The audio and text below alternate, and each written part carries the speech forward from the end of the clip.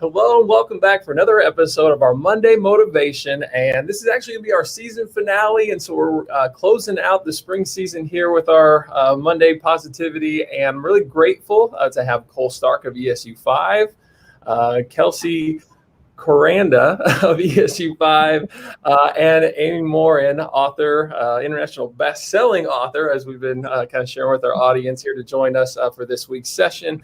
And really just excited, looking forward to starting our week off with a positive message, learn a little bit more about some of Amy's work. And so that's going to really be the structure for our conversation today. And so before we get into it, I will let Cole kind of introduce himself a little bit more, Kelsey as well, and Amy. So Cole, do you want to start us off? Sure. Cole Stark, mental health therapist with ESU 5. And I'm kind of in the box that your usual partner in crime, Jen McNally, is usually in. I know in the intro sequence it says with Jen McNally. So for some of you that usually are our usual viewers on Mondays are probably wondering where she's at. I won't go into detail, but if you were following kind of any of our local news, you know that we had a couple, pretty tragic events kind of in some of our districts here. So instead of her doing this today, she's out at school. She's supporting those communities. So I'm glad that we have such like a good team that a couple of us could kind of fill in and try to fill those shoes. So if you're wondering, that's why she's not here today. Yeah, and our thoughts and hearts go out to Jen and all the people that she's supporting or impacted by those events. And so Kelsey, would you give us your introduction? Yeah. My name's Kelsey Koranda, and I am a mental health therapist with ESU 5 as well, down here at their Central today. So I get to support the kids and teachers down here. And yeah, I'm just excited to be on the show. Yeah, I love all of our ESU employees being on the front lines here throughout this year. We were actually talking about that a little bit before we started today, just about being in person and all the great work that everyone is doing. And Amy Morin, we'd like to welcome you this morning. And for those that maybe aren't familiar with your work and a little bit of your backstory, can you just kind of give us a little introduction? Sure. So I'm Amy Morin, and I am a psychotherapist and spent most of my early days of my career in Maine working in a therapy office when I wrote an article called 13 Things Mentally Strong People Don't Do. And it went viral and changed the course of my life, gave me the opportunity to become an author who then moved to a sailboat in the Florida Keys, which is where I am today. But what most people didn't know when that article went viral is that my list of what mentally strong people don't do wasn't a list about what I thought everybody should do based on my education or my knowledge in my therapy office. For others, it was really because I had embarked on a journey personal journey for mental strength, because I wanted to know what makes people mentally strong. And I discovered that it was often more about what people didn't do. People in my therapy office who didn't have certain bad habits tended to go through tough times and emerge stronger and better than before. And when I wrote that letter to myself about what mentally strong people don't do, it was really because I was in one of the darkest places in my life. I had lost my mother, my 26-year-old husband, and I was about to lose my father-in-law. He had been diagnosed with a terminal illness, and we knew it was just a matter of maybe a couple of weeks. So I wrote a letter to myself and found it really helpful and said, if I just don't do these certain things today, I'll be okay. And then put it online, thought maybe 5 or 6 people would read it. But lo and behold, 50 million people read it, and one of them happened to be a literary agent who said you should write a book. So 7 years and 4 books later, here I am still talking about mental strength and the unhealthy habits that can drain us of the mental strength we need to be our best.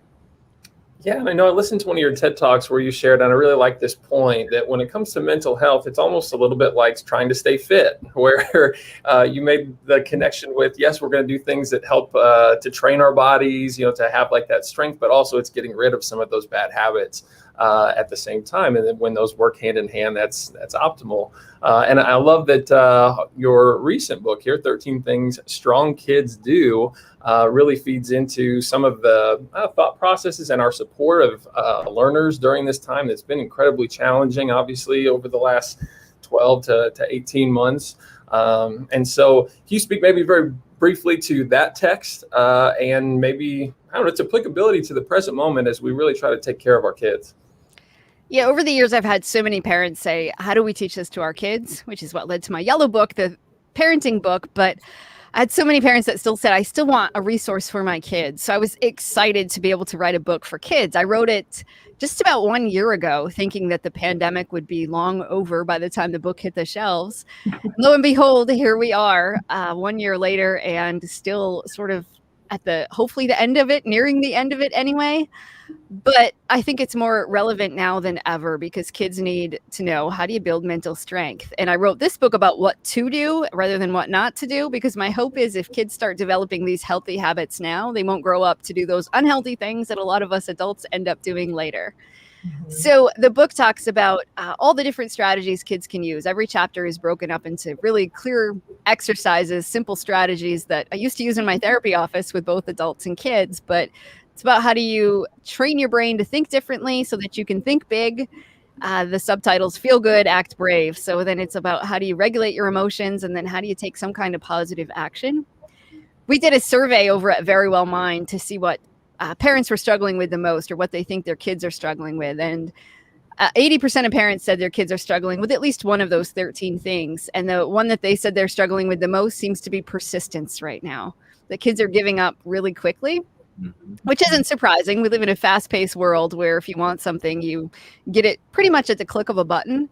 So when it comes to learning new things or trying something, or when kids aren't good at something, they're throwing in the towel pretty quickly. So my hope is that some of the exercises in this book can help kids persist. In fact, one of my favorite exercises is to ask kids to write themselves a kind letter. Because so often when they're struggling, like, oh, I can't do math, or I'm really having a hard time with soccer, we tell them, oh, no, you're good enough. But then it's us telling them that, and they need to know, how do they tell themselves that when we're not right there? So if you ask kids to write themselves a little letter, and then when they're going through a tough time or they're tempted to give up, they can pull out that letter and read it to themselves. It's all about their voice telling them that. And it's a tool and a skill that they can use forever. So when you're not right there to reassure them, they know how to reassure themselves. I think I'm just going to echo a little bit off of that. That's an excellent point. Just last week, I was meeting with a young man, kind of, with the same kind of topic, just giving up really easily, a lot of the I can't. And I sat and I was talking to him and I said, it's not that you can't. I said, it's just hard. We were talking about math at this point. I said, no one expects you to know everything. Otherwise, there's no point in being here. I said, you're giving up not because you can't do it, but you're experiencing some difficulty, and that's okay because you have everyone here to learn. And he kind of sat back and he goes, guess you're right. I hope he left that meeting with a little bit of, renewed, motivation. I'm going to follow up with him this week, seeing how many things he couldn't do or how many things it was just hard, and we have to keep trying. So. That's a great point. So often when things are uncomfortable, kids think that they can't stand it and then want to give up way too soon. So we need to teach them it's okay to feel uncomfortable. And here's some skills to manage those uncomfortable feelings so that you can get through it. Yeah. And teaching them that's where growth happens. Exactly. Yep. Oh, absolutely. And am I right in saying this too, that our willpower or our self-control or willingness to persist, that also gets worn down sometimes too, that you might be able to have that? I've thought I came across somewhere where we're actually at the end of our day, we kind of can run out of it sometimes. And I'd imagine in the present circumstances, we're all a little low. So that's exactly that. If you're surrounded by unhealthy temptations all day long, whether if you've got a candy jar on your desk and you're all day long trying to think, just don't eat another candy, you only have so much of that patience, so much of that self-discipline. You don't want to waste it on something like that. So it's really about how do you set yourself up for success? And for kids, we need to teach them, okay, if you are always forgetting your lunch or your soccer cleats, let's pack your bag the night before. Let's give you a checklist of things so you don't have to try to remember so many things. Let's make sure that you have something that helps set you up for success so you aren't wasting all your brain power on things that you don't need to be wasting it on. Oh, absolutely. Love that. And so does our audience that's tuning in. I'm talking a little bit about appreciating the idea of vulnerabilities and the power that can come with those. And yeah, definitely check out the books. You can see those kind of featured behind Amy there. One more before we get to the quote, and I really like this in the 13 things that strong kids do, is this idea of celebrating other people's success. It's something that I feel like in my personal conversations with, like socially, is that I don't know, feel like that we need to find ways to be able to be happy for others' joy. And I think the common phrase, at least for me, that's kind of one of those little things that I find almost like yours is when we go, I'm so jealous of you, and it's like a very nice compliment to say that of someone else's world. But I really try to not say that too much anymore, and just like praise that I see with my own children too. And I'm going on a little bird walk here, but gosh, when my son gets upset that my daughter got something that he didn't get, and it's like, can you not just be happy for your sister's joy? Can you not just and it's a weird moment. He doesn't always know how to respond to that. So love that part of it, Amy. Can you speak to that a little bit more? Yeah, this is a tough one, especially in the age of social media, where we see so many other people that look like they're happier and healthier and wealthier and doing great things in life. And for kids, that's tough too. But they need to know that just because the kid next to them got an A on a test, it doesn't mean that they can't get an A also, that they're not in direct competition, and that it's okay to be happy for other people, that it is okay to be jealous sometimes, to acknowledge those feelings and then take care of them. But we don't want them to think they're in direct competition with everybody. If we teach them to keep their eyes on their own lane and to figure out, how do I become better today than I was yesterday, rather than how do I beat everybody else, makes a huge difference. And then they can concentrate on their own definition of success and know that somebody else's success doesn't take away from their own. Mm-hmm. Yeah. Oh, so love that. Cole, Kelsey, do you see that in your interactions with kiddos at schools? Absolutely. And I know it's not like a Cole Stark original, but something that I find myself saying quite often is that other people's successes aren't your failures. And I think it's so easy to do that. It's like, you see somebody with a new fancy car and you instantly almost, humanly just think like, well, I don't have one of those.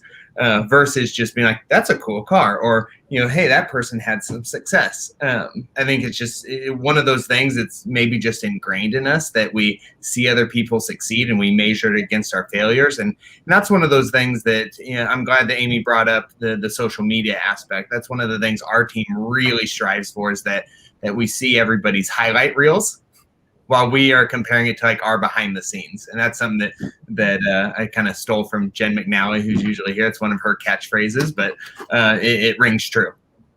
Mm-hmm. Yeah. One thing I focus on with kids a lot is just, when they're having one of those moments that they're looking at someone else's successes, I'm like, okay, they're successful in that, but you're successful too, just in different ways, so let's focus on the things that you are doing, the things that you find as your strengths. That way they're feeling like their bucket's full as well, and they're not comparing themselves apples to oranges kind of thing, Absolutely love that. We have some comments that are coming in here. A better job of celebrating in education. Love the idea of that, because we are in fact better together. So with that being said, I think it's probably about time for us to pivot and go to our quote of the week.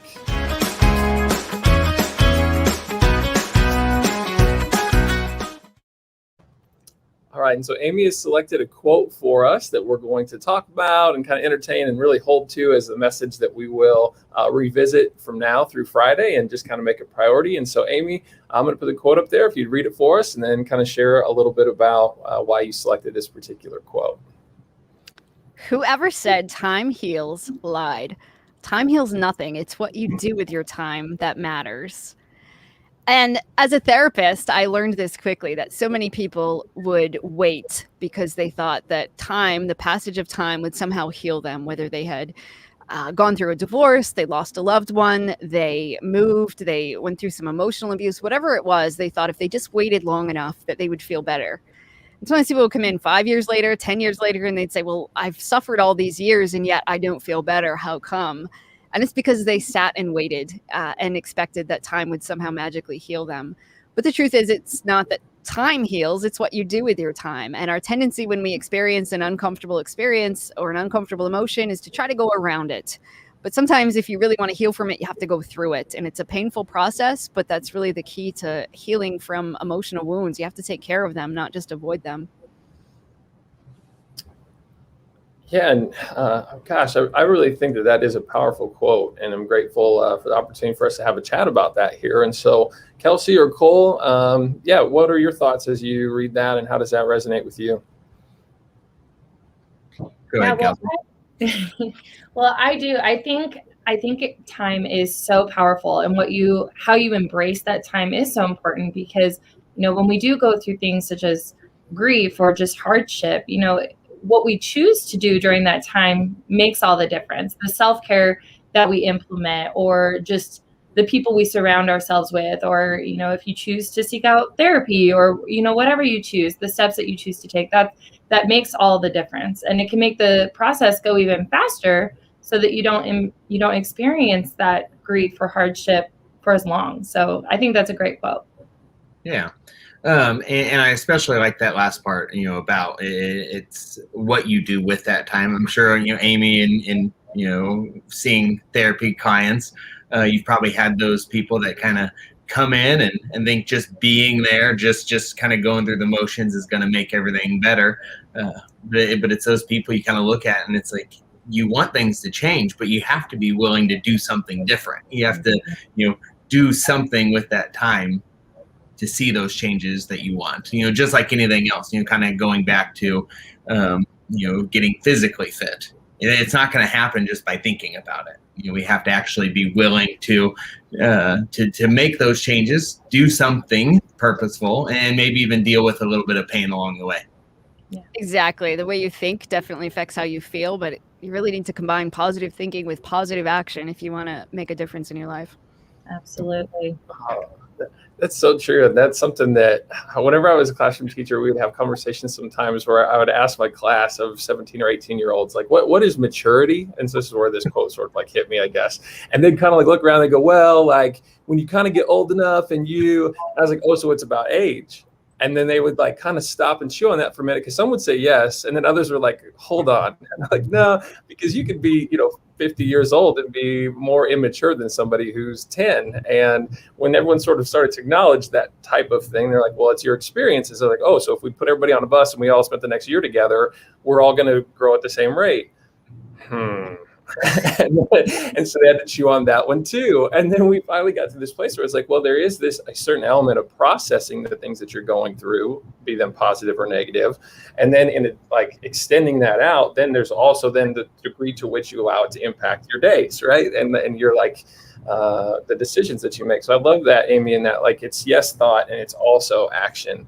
And I think that quote really speaks to the fact that there's work that has to be put in for these things to become meaningful and for healing to take place. Absolutely. And so many people will say things like, well, if you just think positive, things will turn out well. Nope. That's not guaranteed. If you want things to turn out well, you can take action, but it's also then about knowing that things may not always turn out the way you want, and you'll be okay despite whatever it is that happens, that you can get through it, and having confidence in that, not thinking that you can will everything to happen exactly the way you want it to. Yeah, because life's still going to have its curveballs that it throws you, even if you feel like you're living right and have processed things as best you can. So, gosh, I really like thinking about this quote. Any kind of extensions of the thought there, I guess, as we kind of bring things closer to the end of our session? I think we got it. I think we covered it. I think so too, and I'm looking forward to having that quote around and at the forefront of my thoughts over the course of this week and moving forward. And I know that there have been people that have tuned in that have even printed the quotes off and posted those around their schools and those things. And so I would encourage anyone listening in, whether this is live or later, as will be the case for so many people in our ESU network, definitely think about that quote. Let it be present in your week. Check out 13 Strong Things Kids Do. I actually had a conversation before we went live today to try to get that added to our Sora app. So those in our ESU network will have the audiobook available to you if you want to go check that out and learn more from Amy there. And Amy, I guess I'll close by saying, where can we continue to follow your story and your work? My website is the best place, which is Amy Morin, LCSW, is in licensed clinical social worker.com. Terrific. So make sure that you stay connected with Amy. Amy, Cole, Kelsey, thank you all so much for your time today and for spending this Monday morning with getting us all motivated. Yeah, thanks for having us. Yeah. Thank you. Thanks. Have a great week.